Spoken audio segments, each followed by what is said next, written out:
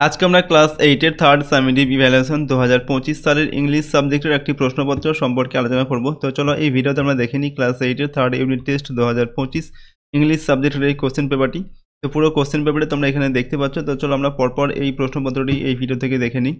এখানে দেখো প্রথমে রয়েছে সেকশন এ রিডিং কম্প্রিহেনশন সিন। 1 নম্বর দাগে বলা হচ্ছে read the following passage and answer the following questions.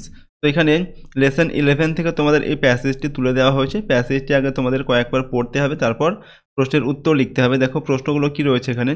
Number এতে write T for true and F for false statements, supply supporting statements for your answer. এখানে সঠিক হলে টি লিখতে হবে এবং ভুল হলে এফ লিখতে হবে, এবং কেন ভুল বা কেন ঠিক তার সপক্ষে তোমাদের এখানে স্টেটমেন্ট লিখতে হবে। স্টেটমেন্টগুলো এই প্যাসেজের মধ্যেই পাবে, ঠিক আছে। এবং কোন তথ্যটা ভুল কোনটা ভুল সেটা তোমরা প্যাসেজটা পড়লে কিন্তু বুঝতে পারবে, এবং এটা পড়ে সেইভাবে তোমাদের লিখতে হবে। 3টে প্রশ্ন দেওয়া আছে। প্রশ্নের মানে হচ্ছে এখানে 2 নম্বর করে, 3 নম্বরে 6 নম্বর। নাম্বার বিতে আনসার দ্য ফলোয়িং কোয়েশ্চেন, সেখানে প্রশ্নের উত্তর লিখতে হবে। দেখো 3টে প্রশ্ন দেওয়া আছে, প্রথম দুটির মান 1 নম্বর করে এবং 3 নম্বর প্রশ্নের মান হচ্ছে 2 নম্বর। ওকে, এরপর নাম্বার সিতে fill in the blanks with information from the text, অর্থাৎ যে প্যাসেজ আমরা পড়লাম প্যাসেজ থেকে তথ্য নিয়ে এই শূন্যস্থানগুলোকে পূরণ করতে হবে। প্রশ্নের মান হচ্ছে এখানে 1 নম্বর করে, 5টির জন্য 5 নম্বর এখানে দেওয়া আছে। নাম্বার 2 এ দেখো read the following poem and answer the questions given below. এখানে একটি পোয়েম দেওয়া হয়েছে। পোয়েমটা হচ্ছে তোমাদের লেসন 9 থেকে দেওয়া হয়েছে এই পোয়েমটা। এটা পড়ে প্রশ্নের উত্তর লিখতে হবে। 1 নম্বর থেকে দেওয়া আছে complete the sentence with correct information. এখানে এই যে সেন্টেন্সগুলো দেওয়া আছে এই শূন্যস্থানগুলোকে পূরণ করতে হবে, পুরো সেন্টেন্সটাকে সম্পূর্ণ করতে হবে আর কি। তথ্যগুলো আমাদের এই পোয়েম থেকে পড়ে নিতে হবে। 1 × 4 = 4। এখানে 4টি প্রশ্নের জন্য 4 নম্বর দেওয়া আছে, 1 নম্বর করে প্রতিটা প্রশ্নের মান। এরপর নাম্বার বিতে answer the following answer the questions given below. এখানে এই যে প্রশ্নগুলো দেওয়া আছে 3টি প্রশ্নের উত্তর এখান থেকে লিখতে হবে। 3টির মান হচ্ছে 6 নম্বর, প্রতিটার মান 2 নম্বর করে দেওয়া আছে। তো এখানে এই যে পোয়েমটা তোমরা পড়বে, এখান থেকে পড়ে তারপর এই প্রশ্নের উত্তরগুলো তোমাদের কিন্তু লিখতে হবে। তারপর হচ্ছে রিডিং কম্প্রিহেনশন আনসিন। 3 নম্বর থেকে read the passage and answer the following questions. এখানে প্যাসেজটা পড়তে হবে, এটা একটি আনসিন প্যাসেজ যেটা তোমাদের বইতে নেই, ঠিক আছে। প্যাসেজটা এখান থেকে কয়েকবার তোমরা রিডিং পড়বে ভালোভাবে, তারপর প্রশ্নের উত্তর লিখবে। দেখো এখানে বলা হচ্ছে নাম্বার এতে আনসার দ্য ফলোয়িং কোয়েশ্চেন্স, নিচে প্রশ্নের উত্তর লিখতে হবে। 2টি প্রশ্ন দেওয়া আছে, 2টির জন্য 4 নম্বর রয়েছে। নাম্বার বিতে টিক দ্য কারেক্ট অল্টারনেটিভ, সঠিক উত্তর পাশে টিক দিতে হবে। এখানে 2টি প্রশ্ন দেওয়া 5টি প্রশ্ন দেওয়া আছে, 5টা প্রশ্নের জন্য 5 নম্বর দেওয়া হয়েছে টোটাল। 3টে করে অপশন দেওয়া আছে, যেটা সঠিক হবে তার পাশে টিক চিহ্ন দিতে হবে। নাম্বার সিতে complete the following sentences with information from the passage. তো যে প্যাসেজটা আমরা পড়লাম, ঠিক আছে, আনসিন প্যাসেজ, সেখান থেকে তথ্য নিয়ে এই শূন্যস্থানগুলোকে পূরণ করতে হবে, অর্থাৎ এই সেন্টেন্সগুলোকে সম্পূর্ণ করে লিখতে হবে। প্রশ্নের মান 2 নম্বর করে, 3টির জন্য 6 নম্বর এখানে দেওয়া আছে। এরপর হচ্ছে section B grammar and vocabulary. তো এই সেকশনে দেখো 4 নম্বর থেকে ডু অ্যাজ ডিরেক্টেড, নির্দেশ অনুসারে কাজ করতে হবে। 1 × 8 = 8।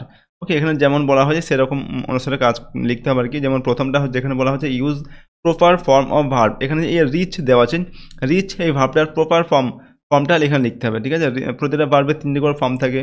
Past form, present form, past আর পাস্ট পার্টিসিপেল ফর্ম হয়। তো এখানে সঠিক ফর্ম লিখতে হবে। এরপর 2 নম্বর যেটা দেওয়া আছে এটাকে চেঞ্জ ইন্টু ইনডাইরেক্ট স্পিচে লিখতে হবে এটাকে। তারপর 3 নম্বরটা হচ্ছে ভয়েস চেঞ্জ করতে হবে। 4 নম্বর যেটা দেওয়া আছে এটাকে বলা হচ্ছে join using relative clause. Relative clause দিয়ে এখানে 2টি সেন্টেন্স দেওয়া আছে, 2টি সেন্টেন্সকে একটা সেন্টেন্সে লিখতে হবে আর কি, জয়েন করতে হবে। এরপর 5 নম্বর থেকে এখানে এটা কি করতে হবে, use appropriate form of verb. এখানেও এই যে রেন, এই রেনের সঠিক ভার্বটা লিখতে হবে এখানে, ঠিক আছে। রেনিং হবে কি যে প্রেজেন্ট পাস্ট বা পাস্ট পার্টিসিপেল, কোন ফর্মটা এখানে হবে সেটা লিখতে হবে। তারপর 6 নম্বর থেকে এখানে change the underlined verb into past perfect continuous tense. এখানে হ্যাড প্লেড দেওয়া আছে, এটাকে লিখতে বলা হচ্ছে পাস্ট পারফেক্ট কন্টিনিউয়াস টেন্সে লিখতে হবে, ঠিক আছে এটাকে। 7 নম্বর থেকে রয়েছে আন্ডারলাইন দ্য সাবঅর্ডিনেট ক্লজ। এটাকে এখানে কোনটা সাবঅর্ডিনেট ক্লজ সেটাকে আন্ডারলাইন করতে হবে এই সেন্টেন্সটার মধ্যে। তারপর হচ্ছে 8 নম্বর থেকে জয়েন ইউজিং ইনফিনিটিভ। এইখানে 2টো সেন্টেন্স আছে, একটা সেন্টেন্স আর দুটো সেন্টেন্সকে কী করতে হবে, ইনফিনিটিভ দিয়ে জয়েন করতে হবে, ঠিক আছে। 5 নম্বর থেকে fill in the blanks with articles and preposition. এখানে আর্টিকেল এবং প্রিপোজিশন দিয়ে পূরণ করতে হবে। আর্টিকেল হচ্ছে এ অ্যান্ড দি, এগুলো আর্টিকেল। আর প্রিপোজিশন কোনগুলো, প্রিপোজিশন হচ্ছে টু, ইন, অন, ওকে, এগুলো হচ্ছে প্রিপোজিশন। তো কোনটা কোথায় হবে সেই শূন্যস্থান এখানে বসাতে হবে। এখানে হাফ নম্বর করে প্রশ্নের মান দেওয়া আছে এবং 4টির জন্য এখানে 2 নম্বর দেওয়া আছে, ঠিক আছে। সেকশন সিতে রাইটিং স্কিল, এখানে 6 নম্বর থেকে write a story in about 80 words using the following hints, give a suitable title to the story. তো এখানে বলা হচ্ছে একটি স্টোরি লিখতে বলা হচ্ছে 80টা শব্দের মধ্যে, এবং এই স্টোরি বা এই গল্পটার একটা সুটেবল একটা টাইটেল বা একটা সুন্দর একটা নাম দিতে হবে এই গল্পটার, ঠিক আছে। এখানে দেখো একটা ফার্মার, এখানে বলা হচ্ছে একটা সাপকে সে পেয়েছিল আর কি, সাপ, সেই সাপটা ঠান্ডায় মরে যাচ্ছিল এবং সেটাকে বাড়িতে নিয়ে এসে সেই সাপটাকে সে কী করেছিল, গরম করে তাকে প্রাণ বাঁচিয়েছিল, কিন্তু সেই সাপটা কী করেছিল, শেষ পর্যন্ত তার ছেলেকে কামড়াতে যাচ্ছিল, তারপর কী করেছিল, সাপটাকে সে বাড়ি থেকে তাড়িয়ে দিয়েছিল, ঠিক আছে। তো এই আউটলাইনগুলো দেওয়া আছে, এখান থেকে একটা গল্প লিখতে হবে তোমাকে। অথবা দিয়ে রয়েছে অর দিয়ে right 10 sentence on importance of tree, অর্থাৎ গাছের যে ইম্পর্টেন্স বা গুরুত্ব তার উপরে একটা তোমাকে 10টা বাক্যের মধ্যে একটা প্যারাগ্রাফ লিখতে হবে। এই গল্পটা লিখতে পারো অথবা এই প্যারাগ্রাফটা লিখতে পারো।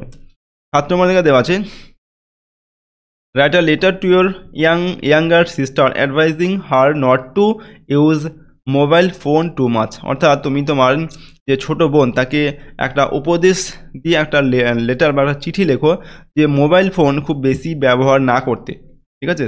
সেই বিষয়ে তুমি তোমার বোনকে একটা চিঠি লেখো, ঠিক আছে, এরকম উপদেশ দিয়ে যে মোবাইল ফোন বেশি ব্যবহার করবে না।